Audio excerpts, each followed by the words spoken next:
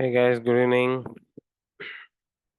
So we are seeing American literature. The last person we saw was Robert Frost poetry.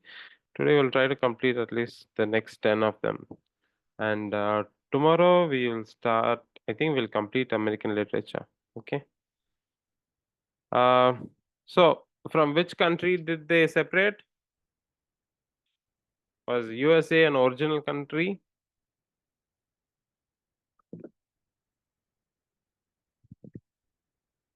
Guys,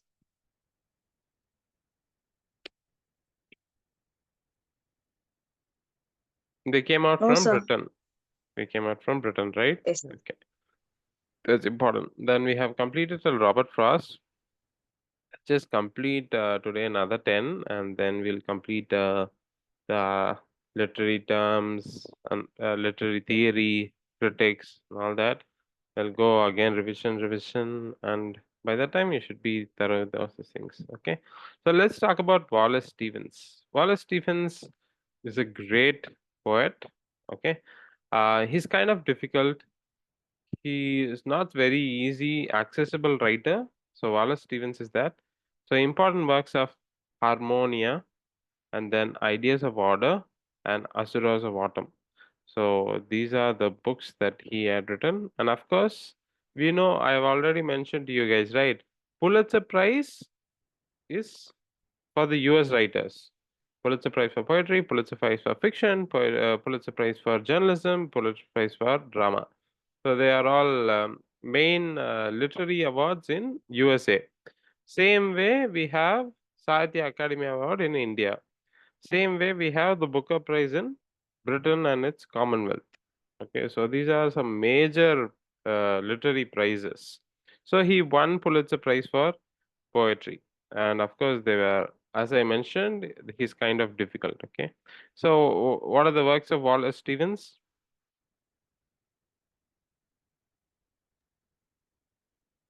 Harmonium, Hmm. ideas of order, the Hmm. Ararat of atom. Okay, so let's get into the next one. Next person you need to know him definitely is Ezra Pound.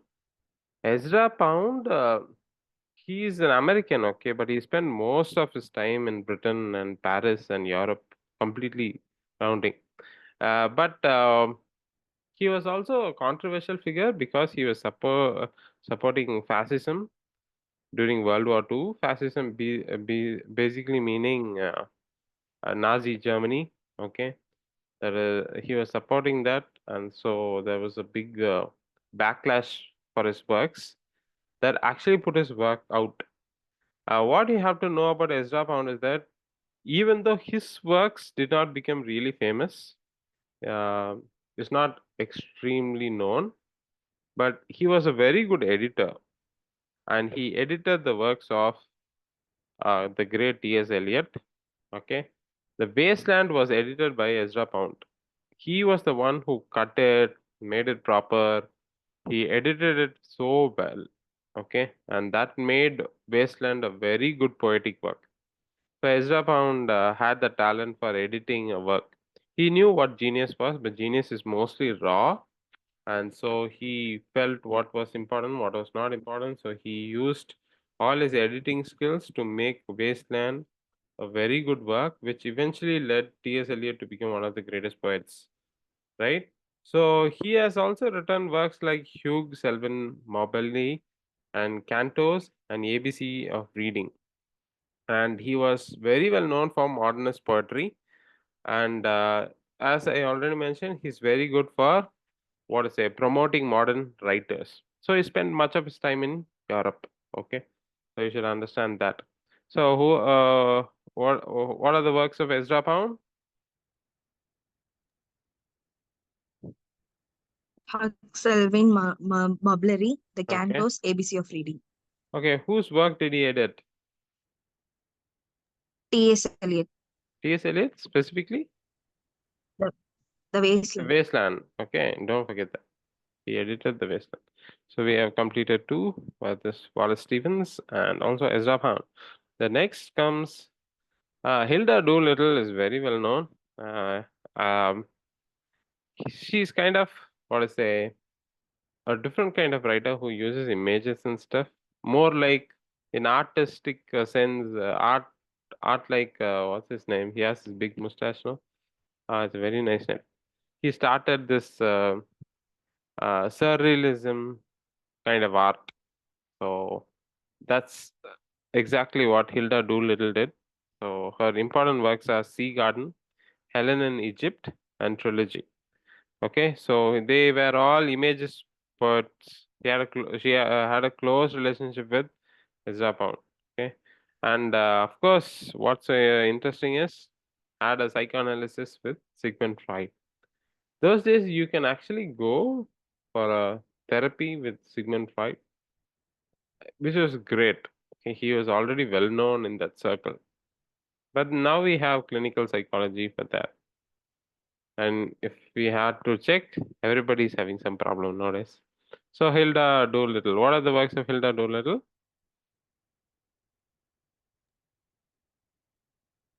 Sea Garden, Helen in Okay. Egypt, Hmm. Trilogy. Okay, fine.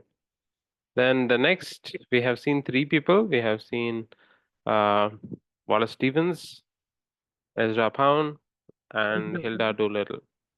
Next, William Carlos Williams. Okay, he's another great poet. But we wouldn't have read these people because mostly American poetry is not the modern poetry that is taught in syllabus. What they usually teach us is um, the Victorian part of it, like Emily Dickinson, or they will have all the other writers during that time. But modern poets are very rare. Even in British literature, modern poets are taught at a minimal level, right? They're not well known. So same way, Carlos Williams is also there. And of course, how do we know that his writing is good writing? Because he won Pulitzer Prize for poetry, but not at that time. He won twice. 1963 he won, and after his death he won. Okay, so his works are Spring and All, Patterson, Pictures from Burgale, and other poems. So these are the works of William Carlos Williams. So what are the works of William Carlos Williams? Spring and All, Hmm. Patterson, Pictures from Buffalo and Other Poems. Okay, good. Okay, next E. Cummings is like uh, a very nice modern poet. What his specialty is? He wrote most of them without capital letters. Everything will be small letters. Even his name, you can see, he wrote it as small letters, right? E. E. Cummings. His poetry was like that. His poetry was what made him special was he broke a lot of rules. He wrote only in small letter poetries, which is very interesting to look at, right? Breaking all the traditional ideas. There's a poem called Ice Cream. I think you might have had it in syllabus. I'm not sure. Maybe they change the syllabus for you guys, but it's a great work. E. Cummings' Ice Cream is a very nice work. And as I mentioned, he's known for unconventional use of syntax and punctuation. Okay, so that made him a great writer. And he's written The Enormous Room, Tulips and Chimneys, No Thanks. Okay, so these are all his poetry collections. So, what are the poetry collections of E. Cummings?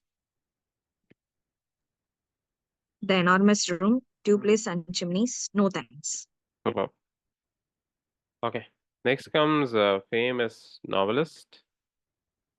So we have seen all the poets, I suppose, during the time. E. Cummings, and we have seen William Carlos Williams, Hilda Doolittle, Ezra Pound, Wallace Stevens, and we have seen other writers that day, Robert Frost, and so forth. Okay, let's get into the novelists. Harper Lee, we will spend some time with her. Harper Lee, in her entire life, she wrote only one work, but after she died, the second part came out. But that one work was so instrumental that if you are reading American literature, you have to read this book. Okay, it's called To Kill a Mockingbird. It's just this fantastic book, which you can reread every 4 years or 5 years because it's such a nicely written book. It's The novel is narrated from the perspective of a small child. Okay, and her dad is a lawyer. Okay, and his she's got a elder brother, but they are all living in the southern side. Now, this is why I told you the history. If they are in southern side, what would be the major problem in America? What is the main issue in southern side? Were they black people involved?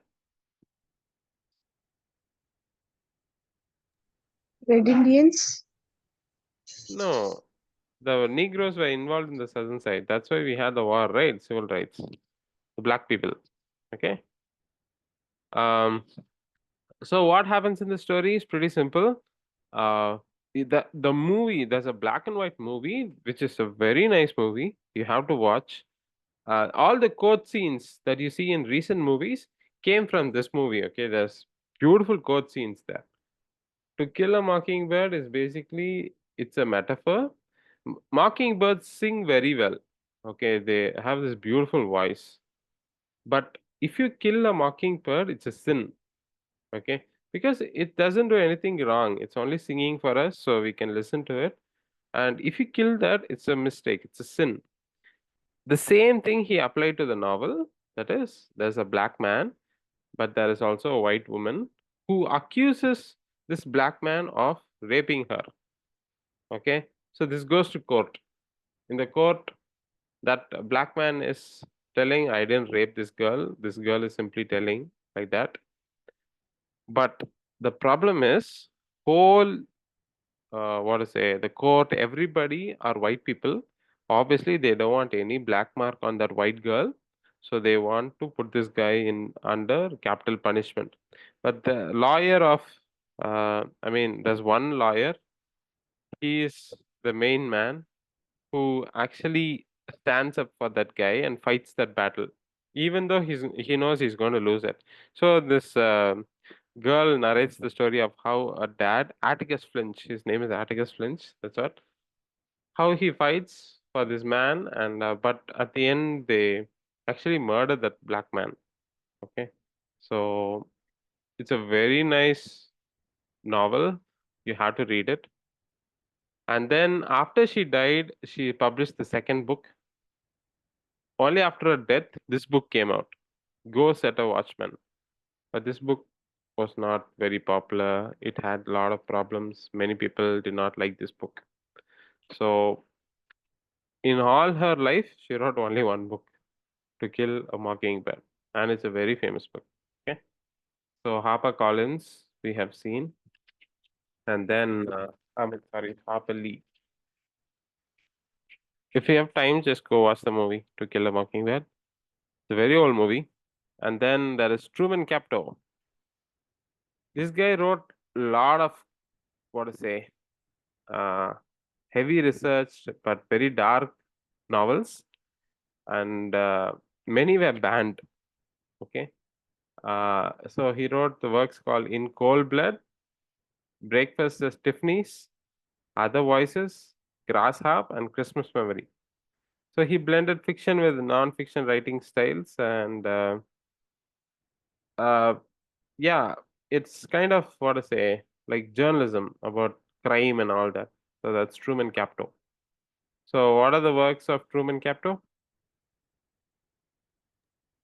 Capti actually. In Cold Blood, Hmm.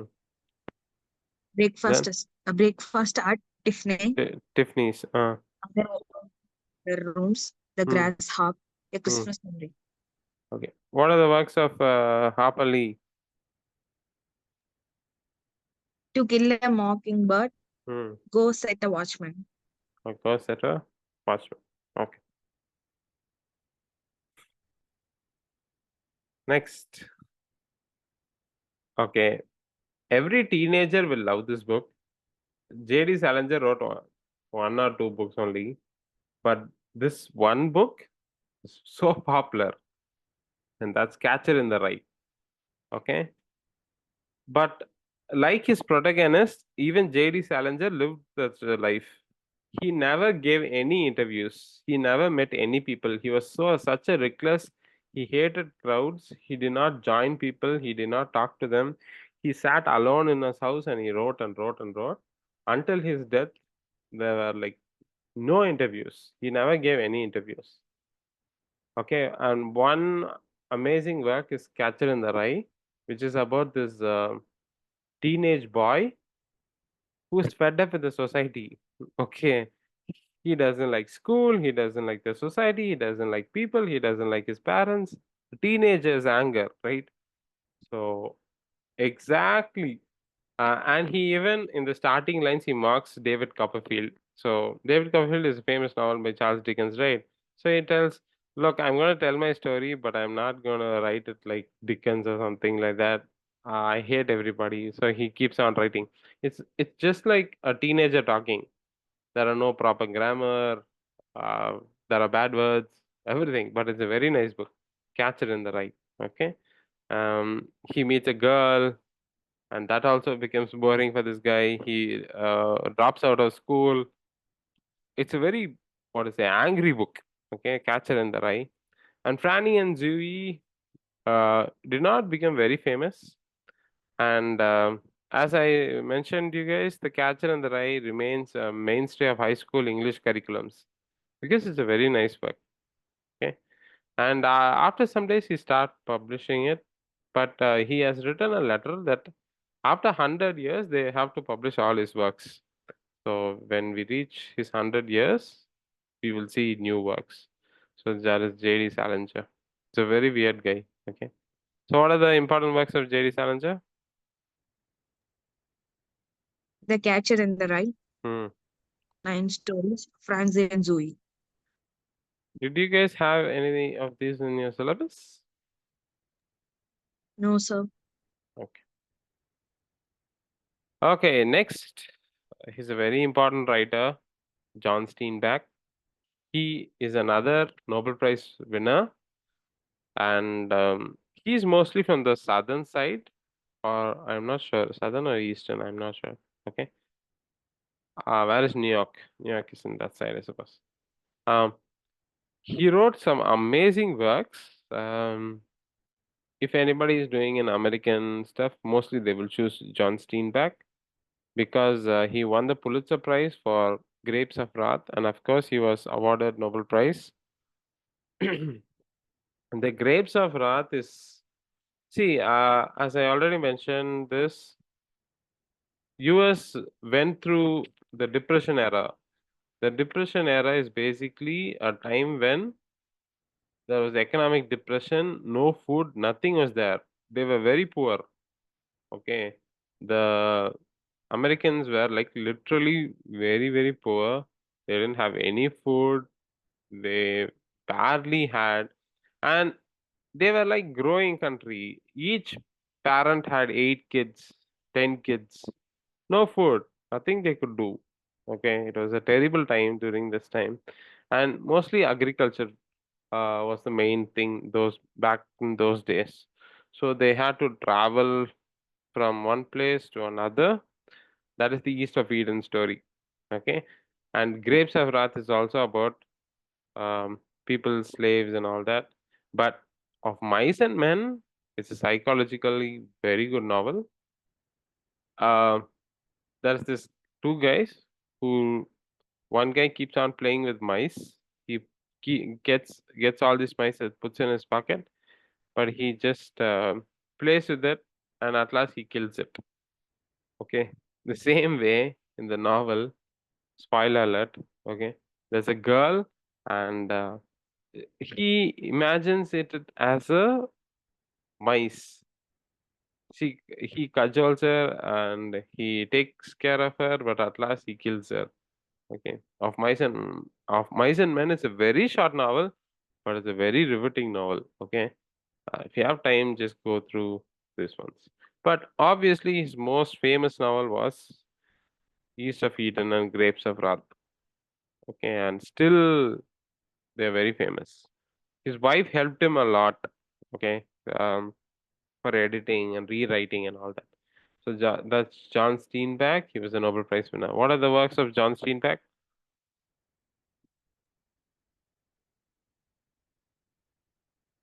The Grapes of Wrath of Hmm. Mice and Men, Hmm. East of Eden, Canary Route, Red Pony.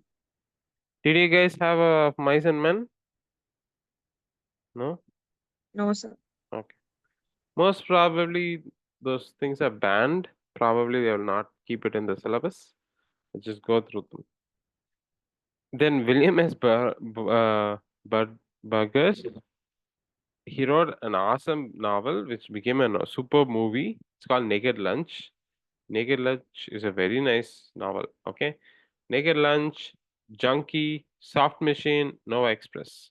So he also wrote in the Beat Generation. Beat Generation is basically a time where hippies, no house, nothing, take a lot of drugs, go around America telling it's love is the important thing, but they'll be taking drugs, no proper lifestyle, marry anyone you want. They were like totally gone. That's the Beat Generation. The music was different. Then usually they came to India, they learned a lot of yoga. But you should understand they mixed with yoga lot of drugs. Okay. So about imagination, I mean, they were weird generation. That's called the Beat Generation. Okay. So these are the works that William S. Burroughs wrote. So he wrote Naked Lunch, Junkie, Soft Machine, and Nova Express. So what are the works of William S. Burroughs? Knack Lunch, Hmm. Junkie, The Soft Machine, Hmm. Nova Express. Okay. So these are all the great novelists during the time. And then, of course, there's Jack Kerouac. Okay. So this guy, you know what he did? He went on a tour on his bus, right? He went on this eccentric tour. He didn't know where he was going. He went, and in just 24 hours, he sat and wrote all the experience. That book became a very famous book. It's called On the Road. Okay. Within 24 hours, he got an inspiration and he started writing this. But of course, he took 2 years to rewrite it that nobody talks about. Okay. So on the road, he wrote this. The novel itself is called On the Road. And Dharma Buns, Big Sir, The Subalterns, I mean, Subterraneans, and Visions of Cody. As I pointed out, he's pioneer of Beat Generation. That's why I told you, right? They explored themes of travel, spirituality, and the search for meaning. So jazz music and Buddhism. These fellows basically were mixing both the Western and the Eastern spiritual ideas. Western style, that is the Eastern spiritual ideas like yoga, Buddhism, meditation, all those things. They kind of merged it together to find some identity, right? So that's the Beat Generation. Okay, and spontaneous prose, there is like no proper thing. Just write down whatever you want. That's kind of thing. So, so what are the works of Jack Kerouac? On the Road, Hmm. The Dharma Bums, Hmm. Big Sur, The Subterraneans, Hmm. Visions of Visions of Cody. okay. So we have seen Jack, we have seen William, we have seen John Steinbeck, J.D. Salinger, then we have seen Truman Capote, Harper Lee, other novelists. Okay, don't forget these people. In American literature, all these people are important. Edward Albee, not very famous, but you need to know Edward Albee. Edward Albee, he wrote, he actually mocked Virginia Woolf, and he wrote this, and this is one of his most famous works, right? Drama, basically. Who's afraid of Virginia Woolf? So Virginia Woolf was like, we already seen her, right? She was into feminism, very outspoken and all that. So he mocked it and he wrote this work called Who's Afraid of Virginia Woolf, right? And the zoo story, a delicate balance, and seascapes. Okay, so these are the works of Edward Albee. There's many questions they've asked in net. Who's Afraid of Virginia Woolf? Just no. And he won 3 Pulitzer Prize for drama. That means he was very good with dramas. Okay, so what are the works of Edward Albee?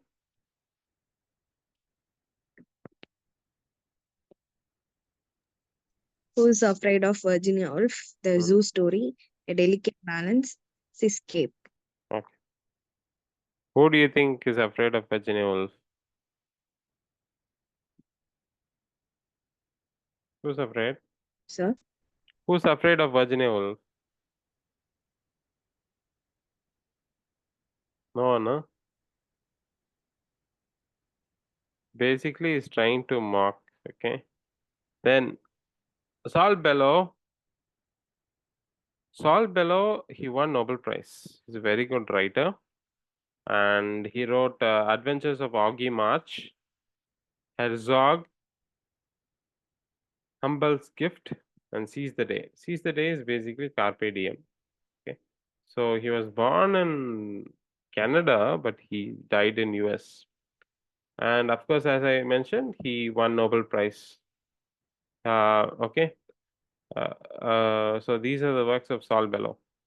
But recent times, we don't see many of his works, right? So that's Saul Bellow for us. What are the works of Saul Bellow?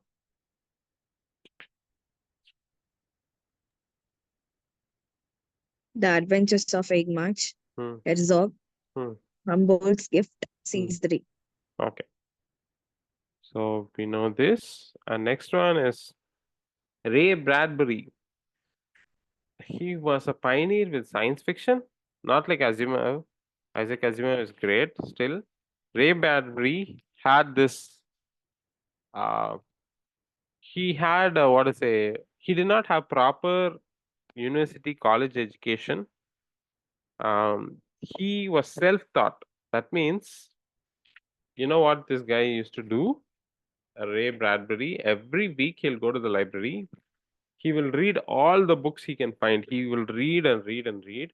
And he made this habit. Every week he will write a short story. So as he was writing every week a short story, he became one of the greatest short story writers in American history, right? But his one novel, which is still this day one of the best novels for banning books and stuff, that's called Fahrenheit 451. Why do you think it's called Fahrenheit 451? Any idea?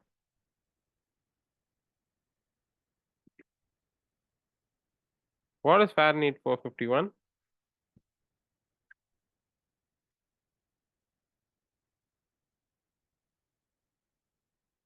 No idea.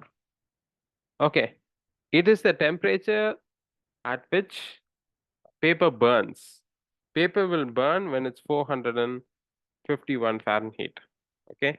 So usually we have firefighters who will go and put out fires. But in this story, there are fire starters. Books are banned, knowledge is banned in this world. So if they find that you have a library, they will send fire starters. They will come and burn everything up in your house. So that's a wonderful novel. And so ultimately, what people do at that time is they start memorizing Shakespeare, Bible, and all that in their heads. If it's outside, you can destroy it. But if it's in the mind, how can you destroy it? So they all memorize all these great works of literature in their head. It's a wonderful movie, and many movies have been made using that novel. Even recently, they made it. So Fahrenheit 451, The Martian Chronicles, Something Wicked This Way Comes, The Illustrated Man, Dandelion Wine. So all these works are. He's very well known for science fiction and horror. So Ray Bradbury, what are his important works?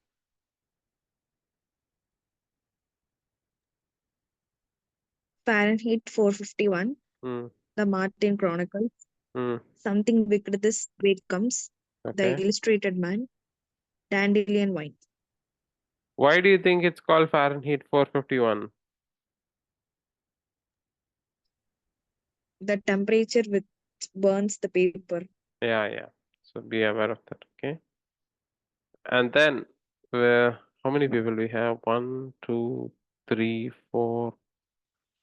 Okay, four. Is it possible to complete them? Let's see. So Ray Bradbury. Next is Allen Ginsberg. So is another important writer, but as you see, he's in the Beat generation. He wrote about gay rights and Vietnam War. So he wrote Howl, Kaddish, The Fall of America, and Reality Sandwiches. And of course, his work was banned, and then they said okay for that work. So, what are the works of Allen Ginsberg?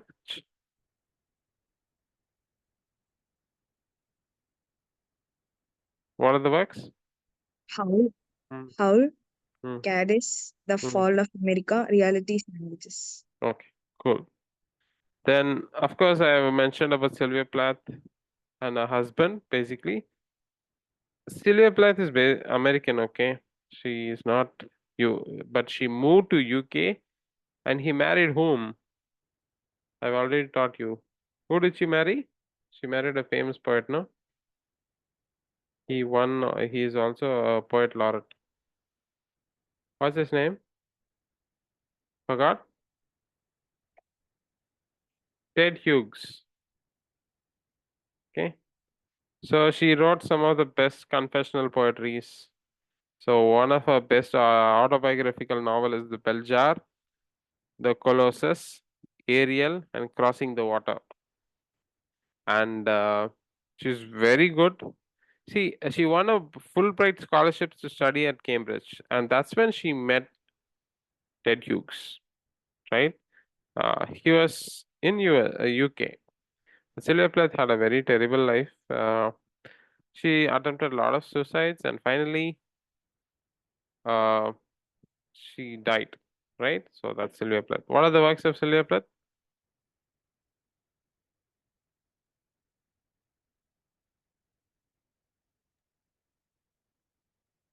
The Bell Jar, Hmm. The Clawless, Hmm. Ariel, Crossing the Water. Yes. So we have completed all these people. I think we have only two, so we can complete it. Robert Lowell, um, not very famous. Maybe at his time he was very famous. He won Pulitzer Prize for poetry twice. That means poetry was very good, but probably because of Robert Frost and other great poets during the time, we might have overlooked him. And so his works are Lord Weary's Castle, Life Studies for the Union Dead, The Dolphin, Day by Day. So all these works he had written. The works are Robert Roble, and these are the works. Okay, so he, of course, he taught at various universities like Harvard and Yale. And finally, we have Elizabeth Bishop. She's a very good writer, and she won the Pulitzer Prize for Poetry in 1956. And with her, we are completing American literature. So by 1980, we stop the literature. After that, many have come, but that's not. This is the postmodern poetry time. So important works include North and South, poems, North South, Cold Spring, Questions of Travel, Geography 3. So Fish, One Art, The Armadillo in the Waiting Room. So all these works are her important works. So what are the important works of Elizabeth Bishop? North and South, Hmm. no, poem North and South, or Hmm. like Cold Spring, Questions Okay. of Travel, Hmm. Geography 3, Hmm. notable poems, The Fish on Art, The Okay. Armadillo in the Waiting Room. Okay. So we have seen all these writers today. Please go through them. Elizabeth Bishop, I will put the materials, I forgot. Robert Lowell, Sylvia Plath, Allen Ginsberg, Ray Bradbury, Saul Bellow, Edward Albee, Jack Kerouac, and then we have William John Steinbeck, Salinger, Truman, Harper Lee, and we have seen the poets. Okay, so you got some idea about American literature, right? Yes, people? Yes, yes, sir. Okay, some of you have not completed your tests. Please complete and put the marks. I think Prabha alone has not done it, right? Sir, I completed, sir. Did you share the marks? No, sir. Okay, Now that's I'll it. share it. Okay. Okay, then we'll see tomorrow. I think we'll start with the next topic, the Commonwealth literature. Thank you. Take care. Bye.